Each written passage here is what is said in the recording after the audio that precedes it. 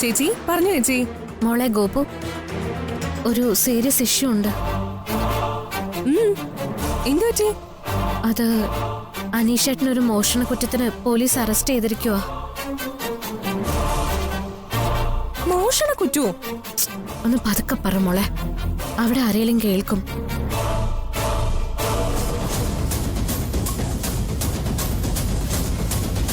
ഇല്ല ചേച്ചി, ഇവിടെ ഇപ്പൊ ആരുമില്ല. ഞാനിപ്പോ കിച്ചണിലാ ഉള്ളത്. ചേച്ചി പറഞ്ഞു, എന്താ പറ്റിയത്? എന്നാലും നീ പതുക്കെ പറഞ്ഞാ മതി. അവിടെ ആരും ഇതൊന്നും അറിയണ്ട. അല്ല ചേച്ചി, അനീഷേട്ടൻ മോഷ്ടിച്ചെന്ന് പറയുന്നതില് വല്ല വാസ്തവമുണ്ടോ? അതോ ആരെങ്കിലും കൊടുത്ത കള്ളക്കേസോ മറ്റോ ആണോ? കള്ളക്കേസൊന്നും അല്ല, ഇത് അനീഷേട്ടൻ മോഷ്ടിച്ചു തന്നെയാ. എവിടുന്ന് മോഷ്ടിച്ചോന്ന്? അനീഷേട്ടന്റെ ഓഫീസിൽ നിന്ന് തന്നെ. എന്തിനാ അനീഷേട്ടൻ ഇതൊക്കെ ചെയ്തത്? എനിക്കത് ഒട്ടും വിശ്വസിക്കാനേ പറ്റുന്നില്ല. സംഭവിച്ചതിനെ പറ്റി പറഞ്ഞുകൊണ്ടിരിക്കാനുള്ള സമയമല്ല ഗോപു.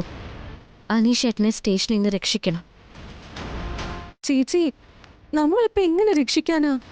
അനീഷേട്ടൻ മോഷ്ടിച്ചു എന്ന് പറയുന്ന മുഴുവൻ തുകയും കമ്പനി മാനേജർക്ക് തിരികെ കൊടുത്താൽ അയാൾ കേസ് പിൻവലിക്കും. ചേച്ചി, എത്രയാ കൊടുക്കണ്ടേ? 3 ലക്ഷം രൂപ. 3 ലക്ഷോ? അതെ മോളെ, 3 ലക്ഷം. അതും 1 മണിക്കൂറിനുള്ളിൽ കൊടുക്കണം, അല്ലെങ്കിൽ FIR രജിസ്റ്റർ ചെയ്യും. 1 മണിക്കൂറിനുള്ളിലും 3 ലക്ഷം രൂപയൊക്കെ എങ്ങനെയാ ചേച്ചി? മുത്തശ്ശന്റെ പെൻഷൻ തുക മുഴുവൻ മുത്തശ്ശൻ തരാന്ന് പറഞ്ഞിട്ടുണ്ട്. എന്നാലും 2 ലക്ഷത്തോളം രൂപ ഇനിയും വേണ്ടി വരും. നീ ജോലി ചെയ്തിരുന്നപ്പോ ഉണ്ടാക്കിയ സേവിങ്സിൽ ബാലൻസ് എന്തെങ്കിലും ഉണ്ടാവോ? എവിടുന്ന്? അതൊക്കെ കല്യാണ സമയത്തെടുത്ത് ചെലവാക്കിയില്ലേ? ഋഷി വിചാരിച്ച് അറേഞ്ച് ചെയ്യാനാവോ? ഇവിടെ പണത്തിന്റെ നിയന്ത്രണമെല്ലാം അച്ഛൻ്റെ അമ്മയുടെയും കൈകളിലാ. അതുകൊണ്ട് ഋഷിക്ക് മാത്രമായിട്ട് എന്തെങ്കിലും ചെയ്യാനാവോന്ന് എനിക്ക് അറിയില്ല. അപ്പൊ പിന്നെ അനീഷേട്ടനെ എങ്ങനെ രക്ഷിക്കും? അതാ ഇപ്പൊ ഞാനും ചിന്തിക്കുന്നത്. 1 മണിക്കൂർ സമയത്തിനുള്ളില് പണം തിരികെ കൊടുത്താലല്ലേ അനീഷേട്ടനെ രക്ഷിക്കാൻ പറ്റൂ? അതെ മോളെ, സമയം പോയിക്കൊണ്ടിരിക്കോ. ചേച്ചി, ഇനി എന്ത് ചെയ്യും?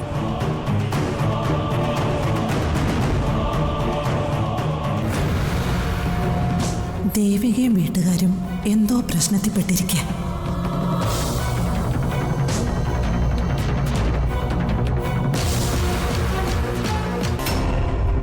നിങ്ങളുടെ ബുദ്ധിയാ നിങ്ങളുടെ മകനും കിട്ടിയിരിക്കുന്നത്. അതുകൊണ്ടാ വീട്ടിലൊരു നല്ല കാര്യത്തിന് വെച്ചിരുന്ന പണം എടുത്ത് ചീട്ട് കളിച്ച് തൊലച്ചത്. നീ വെറുതെ എന്നെ കുറ്റപ്പെടുത്തരുത്. പിന്നെ ആരെ കുറ്റപ്പെടുത്തണം? ഇതെല്ലാം നിങ്ങളുടെ വളർത്ത ദോഷം കാരണം ഉണ്ടായ തന്നെയാ. ചീട്ട് കളിച്ച് കാശ് തൊലച്ചതും പോരാഞ്ഞിട്ട് ഓഫീസിൽ നിന്ന് പണവും മോഷ്ടിച്ചിരിക്കുന്നു. മോഷ്ടിച്ച ആ പണവും കൊണ്ട് കല്യാണ മണ്ഡപത്തിന് അഡ്വാൻസ് കൊടുത്തിട്ട് എന്ത് അന്തസ്സോടെയാ ആ മഹാൻ ഇവിടെ വന്ന് നമ്മളെല്ലാം വിഡ്ഢികളാക്കിയിരിക്കുന്നത്.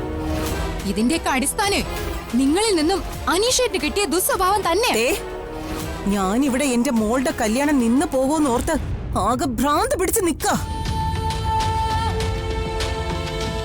അന്നേരം നീ എന്നെ കുറിച്ച് അനാവശ്യമൊക്കെ വിളിച്ചു കൂവുന്നേ. അനീഷിന് എന്തെങ്കിലും സ്വഭാവ ദൂഷ്യം ഉണ്ടെങ്കിലേ അത് എന്റെ കുറ്റം കൊണ്ടൊന്നുമല്ല. അടയ്ക്കാണെങ്കിലും മടിയിൽ വെക്കാം. അടയ്ക്ക മരം ആയാലേ ഒന്നും ചെയ്യാൻ പറ്റില്ല. തെറ്റും ശരിയും തിരിച്ചറിയാതിരിക്കാനേ അവൻ കൊച്ചുകുട്ടിയൊന്നും അല്ലല്ലോ. കൊച്ചിലെ നുള്ളാഞ്ഞാലേ കോടാലി കേക്കില്ലെന്ന. അമ്മേ, നിങ്ങളൊന്നും മിണ്ടാതിരിക്കുന്നുണ്ടോ? എടി, ഇവൾ എന്നെ കുറ്റപ്പെടുത്തുന്നത് നീ കേൾക്കുന്നില്ലേ? മഞ്ജു, നീ ഒരു കാര്യം മറന്നു പോവരുത്. അനീഷിന് എന്ത് കുറവുണ്ടെങ്കിലും അവൻ ഒരു കുറവും ഇല്ലാതെ ഈ വീട് നല്ല ഭംഗിയായിട്ട് നോക്കുന്നുണ്ടല്ലോ, ഇല്ലേ? എങ്ങനെ? അനീഷേട്ടൻ ഈ വീട് ഭംഗിയായി നോക്കുന്നോ? എന്നെ കൊണ്ട് ഇനി ഇതിൽ കൂടുതൽ പറയിപ്പിക്കണ്ട. ദേവികയുടെ കാരുണ്യം, അതുകൊണ്ടാ നമ്മൾ എല്ലാവരും ഇവിടെ ജീവിക്കുന്നേ.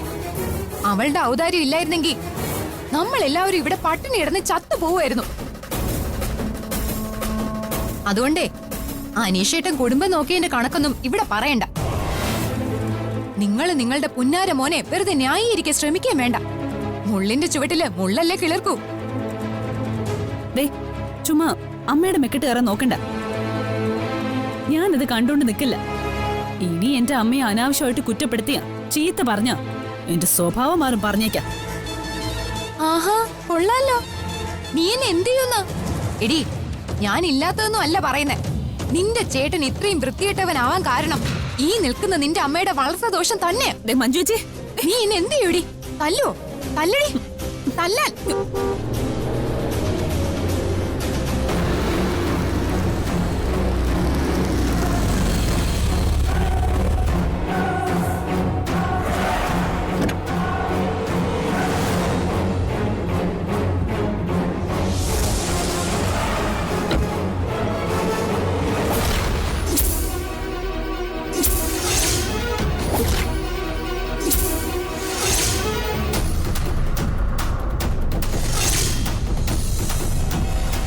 അയ്യോ, ശ്രീകല ആന്റി.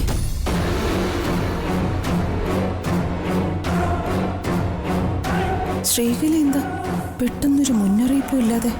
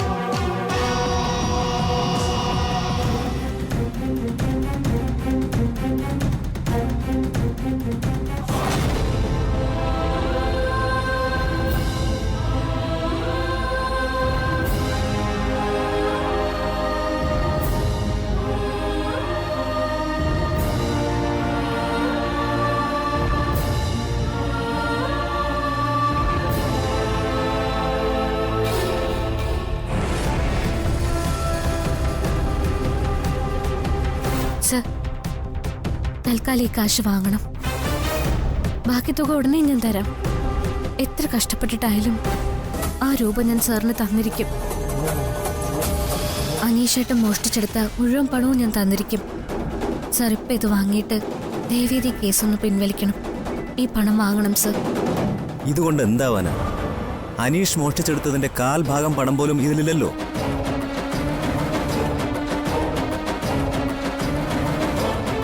ഇത് വാങ്ങിയിട്ട് കേസ് പിൻവലിക്കാനൊന്നും ആവില്ല പെങ്ങളെ. സർ പ്ലീസ് സർ, ഞാൻ സാറിന്റെ കാല് പിടിക്കാം. അനീഷ് കട്ടെടുത്ത മുഴുവൻ പണവും ഇപ്പൊ തന്നെ കിട്ടിയേ മതിയാവും. അല്ലാതെ ഒരു കോംപ്രമൈസിനും ഇല്ല. സർ, ഞാൻ പരമാവധി ശ്രമിച്ചതാ. പക്ഷെ 1 മണിക്കൂറിനുള്ളിൽ ഇത്രയും വലിയൊരു തുക ഞാൻ വിചാരിച്ചിട്ട് സംഘടിപ്പിക്കാൻ സാധിച്ചില്ല. അതാ ഞാൻ സാറിനോട് സാവകാശം ചോദിച്ചത്. ഇനി എനിക്ക് സാവകാശം തരാൻ പറ്റില്ല. സർ,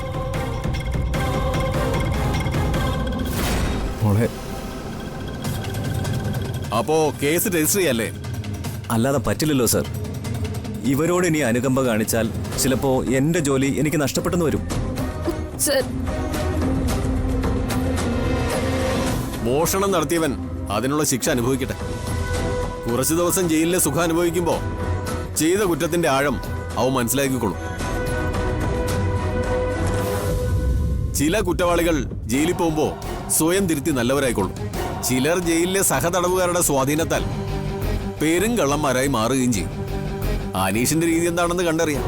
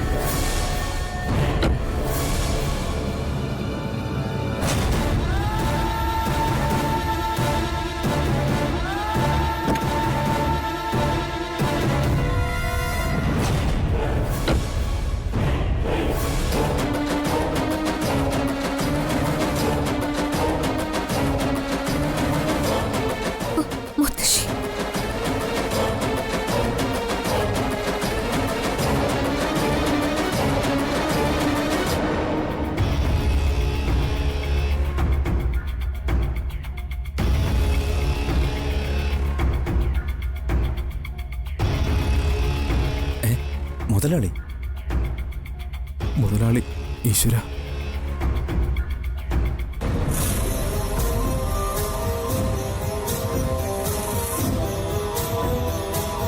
നമസ്കാരം. ഇദ്ദേഹമാണ് ഞങ്ങളുടെ MD.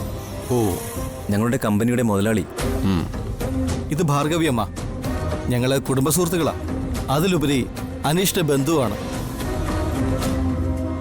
ഞങ്ങൾക്ക് നഷ്ടപ്പെട്ട പണം മുഴുവൻ അനീഷിന്റെ പേരിൽ ഭാർഗവിയമ്മ ഞങ്ങൾക്ക് തന്നു കഴിഞ്ഞു.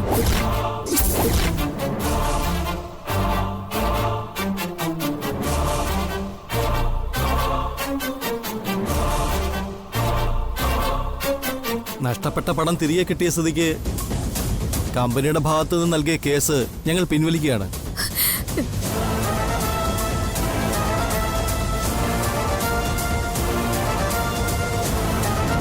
ഞങ്ങൾക്കിനി പരാതിയില്ല. ഇവൻ പരാതി പിൻവലിച്ച സ്ഥിതിക്ക് അനീഷിനെ ഇവിടെ നിന്നും റിലീസ് ചെയ്യാലോ സർ? തീർച്ചയായും. ഡോ, അയാളെ തുറന്നുവിടേക്ക്. നന്ദിയുണ്ട് സർ. പറഞ്ഞു തീരാത്ത നന്ദിയുണ്ട് എല്ലാരോടും. ശരി മോളെ, ഞങ്ങൾ പോട്ടെ. വാടോ. മുത്തശ്ശി, നന്ദിയുണ്ട്. എങ്ങനെ നന്ദി പറയണമെന്ന് കൂടി എനിക്കറിയില്ല. എന്താ മോളെ ഇത്? മുത്തശ്ശി, സാരയില്ല. എന്നാലും മുത്തശ്ശി വന്നല്ലോ. സമാധാനിക്ക.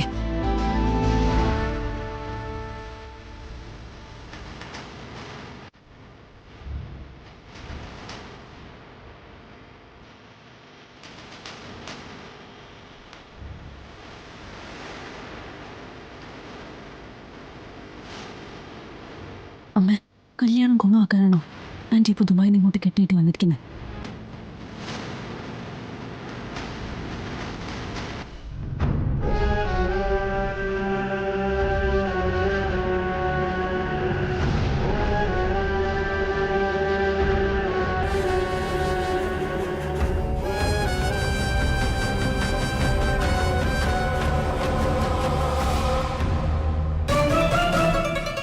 അനീഷേ, ഒരു മനുഷ്യന് മോശപ്പെട്ടവനാവാൻ വളരെ എളുപ്പമാ. അതുപോലെ തന്നെ ഒരിക്കലൊരു ചീത്തപ്പേരുണ്ടായ ആ പേരുദോഷം മാറ്റിയെടുക്കാനും പ്രയാസമാ. ബോധപൂർവം ചിന്തിച്ച അനീഷിനത് മനസ്സിലാക്കാവുന്നതേ ഉള്ളൂ. ഏറെ വിലപ്പെട്ടതാ ജീവിതം. അതിന്റെ വില സ്വയം നമ്മൾ തിരിച്ചറിയണം. അത് തിരിച്ചറിഞ്ഞാൽ അനീഷിന് ഒരിക്കലും ഇപ്പൊ ചെയ്ത പോലുള്ള തെറ്റുകൾ ചെയ്യാനാവില്ല. ഇനി ഞാൻ ഒരിക്കലും ഈ തെറ്റുകളൊന്നും ആവർത്തിക്കില്ല മുത്തശ്ശി. എത്ര കഷ്ടപ്പാടുകളുണ്ടായാലും പ്രലോഭനങ്ങളുണ്ടായാലും പണം മോഷ്ടിക്കാനോ ചീട്ട് കളിക്കാനോ പോവില്ല. ഇത്രയും നേരം ഉമിത്തിയിൽ എന്ന പോലെ ഞാൻ ഒരുക്കുകയായിരുന്നു. ശരീരത്തിനും മനസ്സിനുമൊക്കെ നുറുങ്ങുന്ന വേദനയായിരുന്നു. ആ വേദനയിൽ നിന്നും ഞാൻ പുതിയ ചില പാഠങ്ങൾ പഠിച്ചു, ചില പുതിയ തീരുമാനങ്ങൾ എടുത്തു. ഇവിടെ നിന്ന് ഞാൻ മടങ്ങുന്നത് നല്ലത് മാത്രം ചിന്തിക്കുന്ന, നല്ലത് മാത്രം പ്രവർത്തിക്കുന്ന ഒരു പുതിയ അനീഷായിട്ടായിരിക്കും.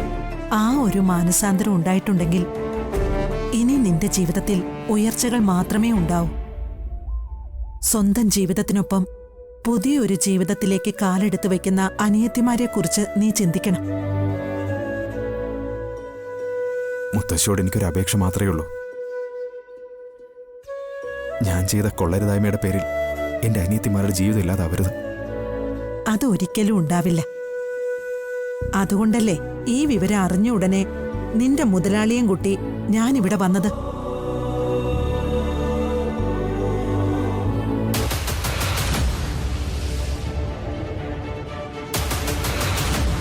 എന്താ നിങ്ങളുടെയൊക്കെ ഉദ്ദേശം?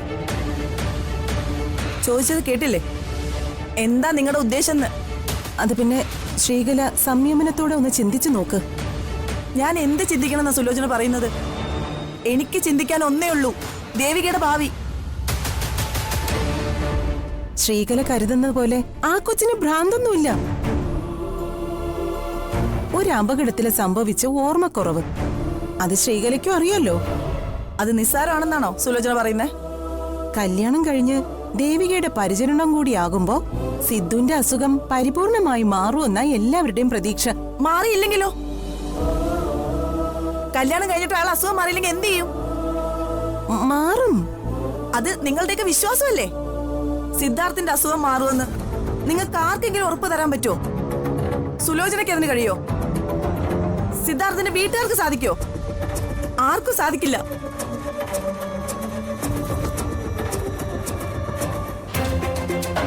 സിദ്ധാർത്ഥിന്റെ അസുഖം മാറിയില്ലെങ്കിൽ ആർക്കും ഒരു നഷ്ടവും സംഭവിക്കാൻ പോകുന്നില്ല. നഷ്ടപ്പെടുന്നത് ദേവികയുടെ ജീവിതം മാത്രമായിരിക്കും.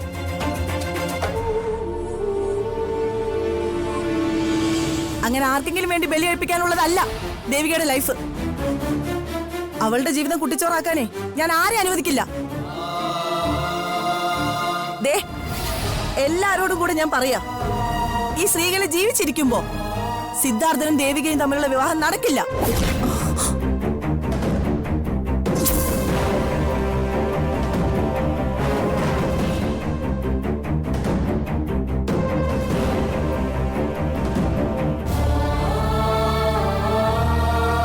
മുത്തശ്ശി, മോളെ, ഒന്നും പറയണ്ട. മോളുടെ മനസ്സ് മുത്തശ്ശിക്ക് നന്നായിട്ടറിയാം. പ്രതീക്ഷ മുഴുവൻ നശിച്ചു നിന്ന നേരത്ത് ദൈവത്തിന്റെ അവതാരം പോലെയാ മുത്തശ്ശി വന്ന് രക്ഷിച്ചത്. ഇതൊക്കെ ദൈവത്തിന്റെ ലീലകൾ തന്നെയാ മോളെ. അതുകൊണ്ടാണല്ലോ മോളും ഗോപികയും തമ്മിലുള്ള ഫോൺ സംഭാഷണം ഞാൻ കേൾക്കാനിടയായതും എനിക്കിതിൽ ഇടപെടാനായതും. മുത്തശ്ശിയോട് എങ്ങനെയാ ഞാൻ നന്ദി പറയേണ്ടത്? പറയാൻ എനിക്ക് വാക്കുകൾ കിട്ടുന്നില്ല. എന്തിനാ അതൊക്കെ? നീ ഇപ്പോ ഞങ്ങളുടെ വീട്ടിലെ ഒരു അംഗമായി മാറിക്കഴിഞ്ഞു.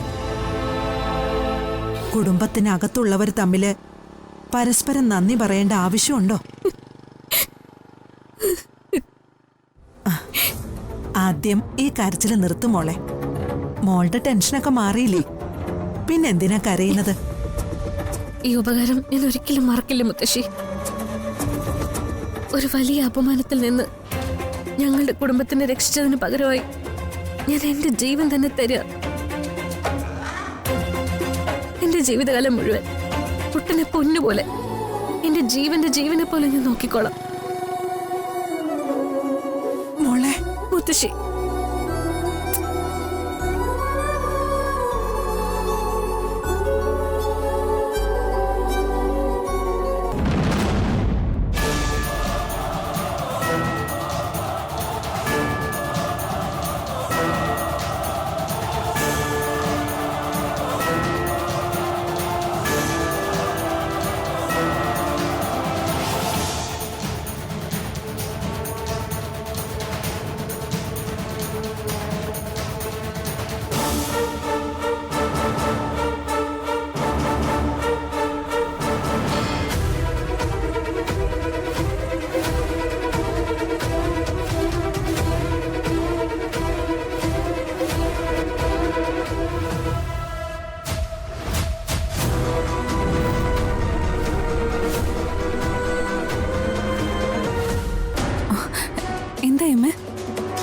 എന്താവാൻ? അച്ഛൻ പരമാവധി പറഞ്ഞ് മനസ്സിലാക്കാൻ നോക്കുന്നുണ്ട്. പക്ഷേ ശ്രീകല അത് കേൾക്കാൻ കൂട്ടാക്കുന്നില്ല. അമ്പിനും വില്ലിനും എടുക്കുന്ന ലക്ഷണമില്ല.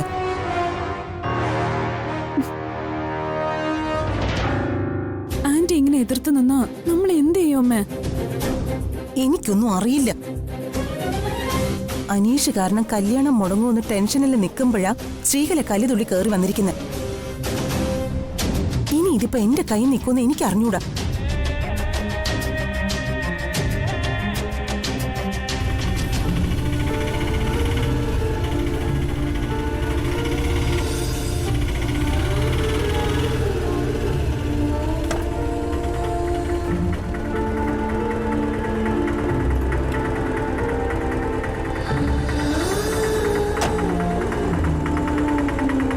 അനീഷേട്ടൻ വാ.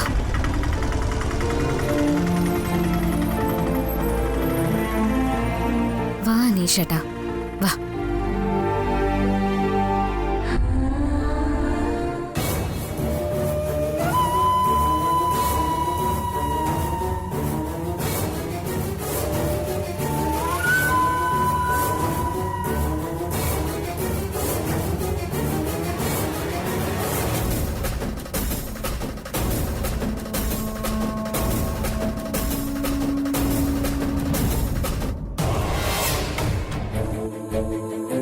എല്ലാം ഒത്തുതീർപ്പായി. ദേ അനീഷ് ഏട്ടനെ കേസിൽ നിന്ന് ഒഴിവാക്കുകയും ചെയ്തു. ഇനി ആരും ടെൻഷൻ ആവേണ്ട കാര്യമൊന്നുമില്ല.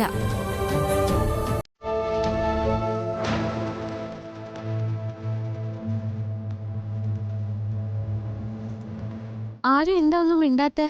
എന്തു പറ്റി? ഓ, അനീഷ് ഏട്ടനുള്ള ദേഷ്യത്തിലായിരിക്കും എല്ലാരും. ആന്റി, അനീഷ് ഏട്ടനൊരു കൈപ്പിഴ സംഭവിച്ചു പോയി. അതിലേട്ടന് വല്ലാത്ത പ്രയാസവും കുറ്റബോധവും ഒക്കെ ഉണ്ട്. ഇനി ഏട്ടൻ അങ്ങനെയൊന്നും ചെയ്യില്ല. ഏട്ടൻ എനിക്ക് വാക്ക് തന്നിട്ടുണ്ട് അല്ലേ? അതുകൊണ്ട് എല്ലാവരും ഏട്ടനോടുള്ള എതിർപ്പും വിദ്വേഷവും ഒക്കെ മറക്കണം.